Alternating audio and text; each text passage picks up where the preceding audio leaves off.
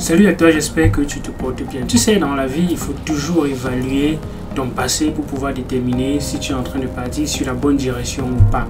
Quand on se donne des objectifs et qu'on veut les atteindre, à un moment donné, il est important de se poser et analyser si ce qu'on a fait jusqu'à présent nous a permis d'avancer. Et si on constate que si on est sur la bonne lancée, on peut continuer à faire les mêmes actions ou bien corriger certaines erreurs sur ce qu'on vient d'apprendre de ce qu'on a analysé. Donc c'est toujours important de se poser et analyser un certain nombre de choses avant de continuer le chemin. Et dans la crypto-monnaie, c'est également pareil. Il est important de se poser, analyser le projet et voir si ça vaut encore la peine de continuer de le garder ou pas. Et une des façons de le faire, c'est d'analyser la roadmap et d'analyser les éléments qui sont on-chain. Donc comment est-ce que la blockchain se comporte? Est-ce qu'il y a même les transactions sur la plateforme? Si c'est une plateforme de liquidité où on vient trader la crypto-monnaie, quel est le volume de trading qui se passe encore sur la plateforme? Donc ces petits éléments d'analyse là sont très importants et fondamentaux pour déterminer si ton projet est encore sur la bonne voie ou pas. Donc on va faire une série de vidéos où je vais vous présenter certains rapports, les rapports de certains projets. Bien évidemment, on ne va pas partir dans tous les projets, on va aller sur certains de ces projets et on va voir des rapports, les rapports métriques. Donc comment est-ce que ce projet se comportait, comment est-ce que les personnes réagissent par rapport à cette crypto-monnaie. Donc c'est important, reste jusqu'à la fin de cette vidéo et voir d'autres séries qui vont arriver. On ne va pas prendre une vidéo pour faire toute la liste, on va faire progressivement. Si tu veux aller loin dans les crypto-monnaies, si tu veux connaître cet écosystème, tu as besoin d'une formation. Et je mets sur pied des formations pour te permettre d'acquérir cette connaissance-là. Cette connaissance va te permettre d'aller encore plus rapidement avec l'expérience que j'ai, avec un bon résultat de personnes aussi pour te permettre encore d'avancer. Donc c'est sur formation.elvisconjo.com et tu vas cliquer sur cours. Et quand tu cliques sur cours, tu vas voir plein de cours ici. Il y a certains qui sont gratuits, comme la base des crypto-monnaies, découvrir comment se passe la blockchain, les monnaies numériques. Là c'est gratuit, tu peux déjà les prendre. Si tu veux encore aller plus loin, il y a des cours qui vont avoir un programme assez dense pour te permettre de comprendre cela, l'introduction à la blockchain, les fondamentaux, qu'est-ce qui se cache, l'historique, l'écosystème des crypto-monnaies, qu'est-ce qu'il y a dans cet écosystème. C'est assez vaste, la finance décentralisée, comment ça fonctionne, quelles sont les stratégies qu'on peut mettre en place, le Dior, comment on fait cela, les stratégies et comment est-ce qu'on les applique, les bases du trading, les NFT, les métaverses, et ainsi de suite. Donc c'est une formation qui est assez dense, elle est à $120 et elle inclut aussi un suivi avec les signaux, avec les pépites. Mais si tu veux simplement les cours qui sont donc comme ça, c'est 67 vidéos là que tu peux prendre, tu peux la prendre maintenant à $80 tout simplement. Donc si tu veux simplement les vidéos qui sont assez riches, bien évidemment, j'ai des retours des personnes qui ont pris uniquement les vidéos mais ils n'ont même plus besoin de suivi parce que effectivement il y a déjà tout dans les formations vidéo. Mais si tu veux les mises à jour régulières avec les pépites qu'on va analyser régulièrement, là je te conseille de prendre le pack complet à $120. C'est en promotion maintenant et ça va partir très très vite. Donc je serais ravi de te revoir de l'autre côté. Inscris-toi simplement ici et tu peux acheter avec la crypto-monnaie. Si tu veux payer avec le fiat, bien la carte, tu me fais signe dans mon lien qui est également en description de cette vidéo. Le projet dont on va commencer à parler, aujourd'hui, c'est le projet Cardano que vous connaissez déjà très bien. C'est un projet qui est là sur le marché depuis 2017. Donc il s'est lancé en 2017 avec pour objectif de créer une blockchain basée sur un nouveau consensus de preuve d'enjeu et en appliquant les mêmes techniques de validation que la blockchain du Bitcoin, c'est-à-dire en gardant le même principe de transaction qui est ce qu'on appelle on-spend transaction, le UTXO.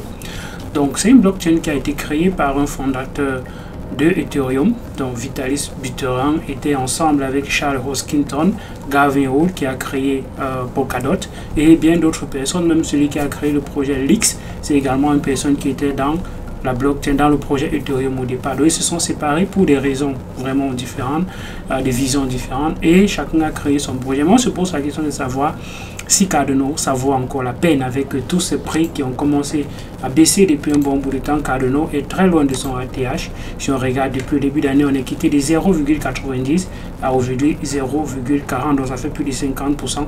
Mais si on regarde encore plus loin, depuis son ATH qui était à 3 quelque chose, on a déjà divisé presque par 10.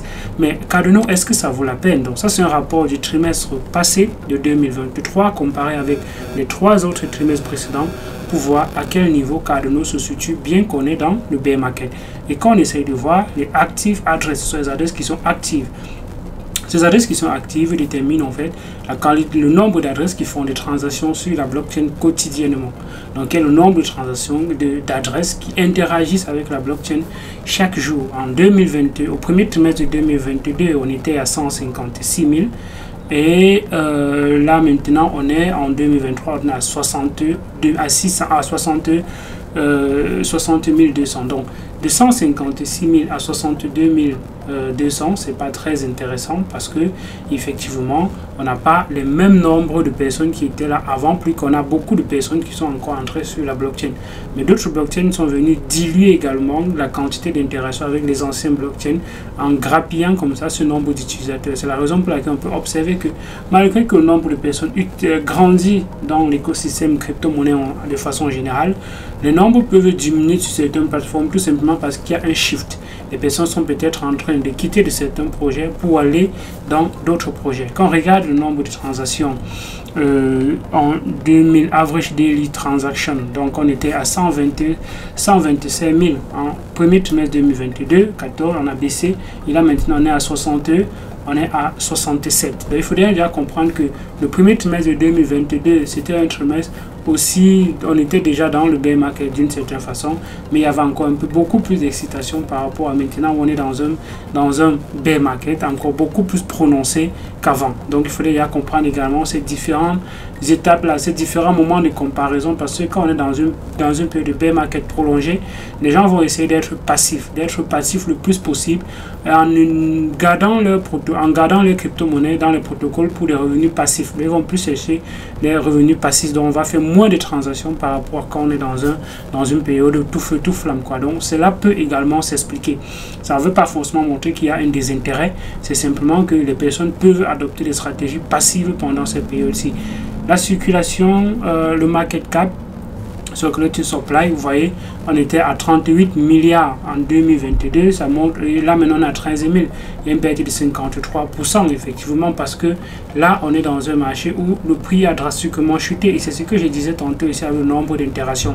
Ici le marché est encore plus intéressant par rapport à maintenant. On a une chute du marché qui fait en sorte qu'il peut avoir de rétention maintenant. Mais au niveau des Cardano qui sont stakés, on a les mêmes quantités. On est à 24 milliards 2022, on a 24 milliards maintenant. Donc vous voyez comment le nombre de personnes qui continuent à conserver la crypto-monnaie est toujours intéressant. Ce nombre-là, la quantité de crypto-monnaies conservées sur la blockchain n'a pas changé.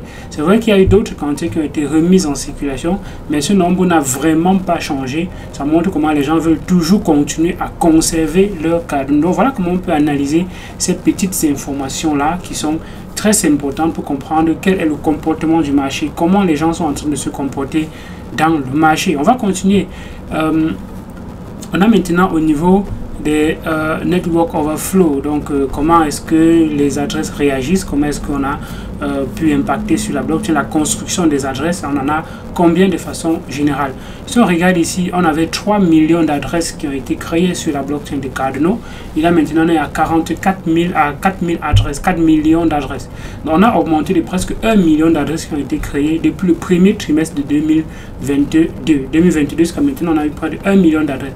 Donc même s'il n'y a pas autant de personnes actives, les adresses se créent, et peut-être ces adresses se créent là pour peut-être stocker de la crypto-monnaie et déposer dans des portefeuilles passifs et attendre peut-être que le bull run recommence. Donc c'est peut-être une explication de ce qui est en train de se passer là. Au niveau des frais, les frais ont drastiquement chuté, c'est tout à fait normal, parce que même si on payait un Cardano par exemple pour une transaction en 2022 et qu'on paye un Cardano maintenant pour les frais de transaction, le prix du Cardano a chuté de presque 50%. Donc ça explique effectivement ce qu'on peut voir ici. Mais il faut également comprendre que les frais de transaction sur la blockchain de Cardano, ça a également diminué parce qu'on a des mécanismes qui ont été mis sur pied pour scaler un peu la blockchain en augmentant le block size d'une certaine façon, et avec les layer 2 qui vont arriver sur la blockchain de Cardano, pouvoir encore accélérer les vitesses de transaction et peut-être passer aux millions de transactions par seconde comme le prétend le projet Hydra, qui est un layer 2 qui va se créer qui est même déjà en train de se lancer sur la blockchain de Cardano. Donc on va revenir dans cet écosystème. On a pu parler beaucoup d'écosystèmes, des projets qu'il y a autour des écosystèmes. On va revenir dans des prochaines vidéos pour parler justement de ces écosystèmes-là. Qu'est-ce qui est en train de se mettre en place? Quels sont les projets qui sont intéressants dans ces différents écosystèmes-là? Donc, quand on regarde ici au niveau de l'activité sur la blockchain, des métriques sur la blockchain, on voit que l'activité est plus constante maintenant par rapport à l'activité de l'année dernière. Quand on regarde bien l'année dernière, on voit que ça dégringolait effectivement parce que le momentum était en train de descendre. On était en train de partie du bear market, donc les gens ont réduit leur façon parce qu'ils étaient en train de se préparer pour le bear market. Donc du coup là maintenant on peut observer que les adresses sont en train de se réguler, c'est plutôt un peu constant et ça montre peut-être que les gens sont encore en train de se préparer pour le bull run. Ça ce sont des petites explications, bien évidemment il peut y avoir d'autres choses. Je regarde au niveau des revenus, les revenus sont restés presque quasi pareil. Quand on dit les revenus, c'est que quand vous stakez vos Cardano sur la blockchain de Cardano, qu'est-ce que vous repartez avec? Vous repartez avec quelle quantité? Donc ça n'a pas vraiment changé. L'inflation a baissé. Quand on regarde l'inflation, on était de 0,55 et là maintenant on est à 0,12 d'inflation. L'inflation a plutôt baissé, peut-être parce qu'il y a eu des mécanismes de réduction de quantité en circulation, il y a des mécanismes de burn, je ne sais pas trop, mais je vais fouiller cette information et vous communiquer dans les prochaines vidéos. Les NFT ont également pris beaucoup de place dans l'écosystème Cardano ces derniers temps-ci. On était autour de quand on regarde ici, les NFT ont quand même pris il y a beaucoup de NFT qui se sont lancés sur la blockchain de Cardano, ainsi que les TVL.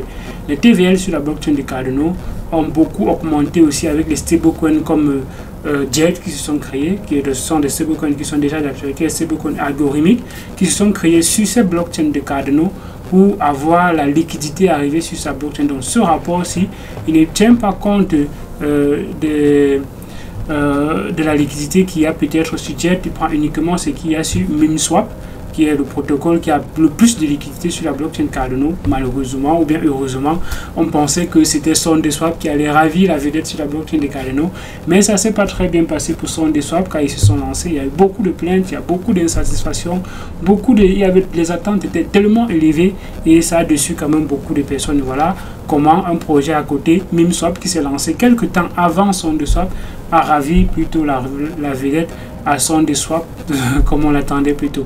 Donc si on regarde les protocoles où il y a le plus de liquidité ici, on voit que ce protocole en rouge ici, c'est effectivement le protocole MemSwap qui a le plus de liquidité. SondeSwap vient là et sa liquidité baisse au fur et à mesure que le temps passe. Si on regarde en jaune, c'est WingRider. On regarde en rouge ici, c'est Others, c'est Indigo. On regarde ici en vert, c'est Jet. Jet vient à peine de se lancer. Et c'est la raison pour laquelle il est tout juste il apparaît tout juste ici à la fin.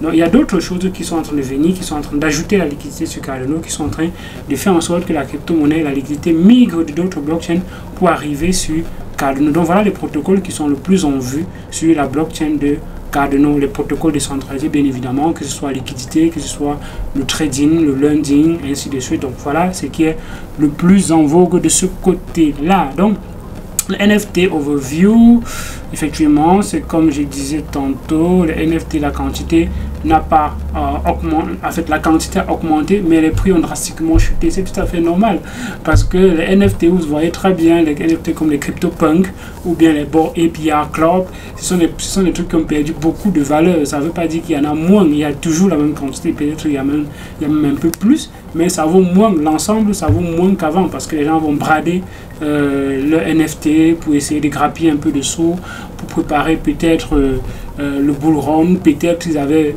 acheté en pensant que maintenant s'ils seraient déjà millionnaires, ça ne s'est pas passé comme prévu, certains sont en train de revendre, ainsi de suite, ainsi de suite. Donc l'activité de façon générale a augmenté, mais les prix ont drastiquement chuté, c'est tout à fait normal. L'activité par les acheteurs, l'activité qui est drivée par les personnes qui achètent, les more buyers, most buyers and sellers.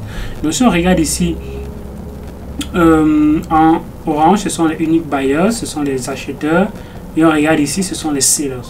Donc les acheteurs, on en a beaucoup plus par rapport aux vendeurs. Ça veut dire que les gens sont plutôt en train de voir comment construire de la richesse. Les gens sont plutôt en train de voir comment acheter, comment prendre quelque chose par rapport à laisser quelque chose, à vendre quelque chose. Donc ils sont plutôt en train d'acheter quelque chose, peut-être pour essayer de se préparer encore. Donc ça, ce sont les éléments qui permettent de voir comment les gens sont en train de se préparer pour le bull run, comment les gens se préparent, qu'est-ce que les gens sont en train de faire. Et quand on voit cette métrique-ci, ça te montre comment les gens sont en train d'acheter. Les gens sont donc en période d'accumulation. Les gens sont en train d'accumuler quelque chose qu'ils pensent que d'un moment à l'autre, ça peut cracher, ça peut, bon, pas cracher, bon, exploser à la hausse, pas forcément cracher en bas, mais on peut également cracher en haut, en montant. Donc, ce sont les éléments qui pensent qu'on fait, qui peuvent permettre de penser que oui, effectivement, les gens sont en train de se préparer pour accumuler, pour se projeter dans le long terme. Donc, ces métriques-ci sont très intéressantes pour te permettre de voir l'activité qu'il y a sur la blockchain et te permet de voir que oui, tu es dans un projet qui peut-être est encore en train de s'améliorer. Le momentum n'a pas changé. L'activité est toujours intéressante. Il y a presque les mêmes chiffres, les mêmes adresses, bon, pas les mêmes adresses, mais les mêmes quantités, les mêmes volumes. C'est plutôt intéressant. On va faire d'autres vidéos pour vous expliquer d'autres projets. Il y a beaucoup de choses à analyser dans ce projet. On ne va pas aller dans tous ces détails avec des partenariats qui ont été faits avec certains Layer 2 comme Hydras qui sont en train de se mettre sur pied, dont on va en parler. Il y a beaucoup d'autres choses qui ont été mises sur ces blockchains et dont on ne va pas en parler dans cette vidéo. C'était juste l'occasion de parler des métriques, parce que si on veut analyser le projet dans sa globalité, voir tout ce qui s'est passé depuis la dernière fois qu'on a couvert le projet, il y a beaucoup de choses à dire, bien évidemment, et la vidéo sera très longue. Donc, dis-moi ce que tu penses de ce petit rapport, dis-moi ce que tu penses de la crypto-monnaie Cardano, dis-moi ce que tu penses de ce projet en général. Est-ce que ça vaut la peine de le conserver pour le bull run? Est-ce que ça peut faire partie des projets qui peuvent faire exploser ton projet dans le prochain bull run ou bien dans les prochaines années, pas simplement dans le prochain bull run. Le prochain bull run, ce n'est qu'une étape dans l'avancée de ce projet, ce n'est qu'une étape. Il y avait ceux qui sont en train de construire, il y avait ceux qui sont en train de faire des démarches scientifiques. Ça montre qu'ils sont en train de vouloir aller sur le long terme. Et quand on voit le roadmap, on est là, ici, au niveau du bachot, qui est au niveau du scaling. Et au niveau du scaling, on est en train de mettre sur pied des mécanismes pour scaler la blockchain et rendre la blockchain le plus rapide, l'une des blockchains les plus rapides. Et c'est également le challenge de la blockchain Ethereum maintenant, avec les mécanismes de sharding qui vont voir venir très prochainement. On a commencé par le staking, déjà c'est un chiffre qui va permettre de voir beaucoup d'autres choses arriver. Et après, on sera à l'étape de la gouvernance, Voltaire. Donc, dis-moi ce que tu penses de Cardano. À d'autres vidéos sur la chaîne Elvis Conjo, like, partage si ça t'intéresse. Il y a beaucoup, l'écosystème Cardano est assez vaste. On ne va pas entrer dans ça dans cette vidéo, on va revenir dans ça dans une autre vidéo. Tu me rappelles ça de temps en temps. À d'autres vidéos, ciao.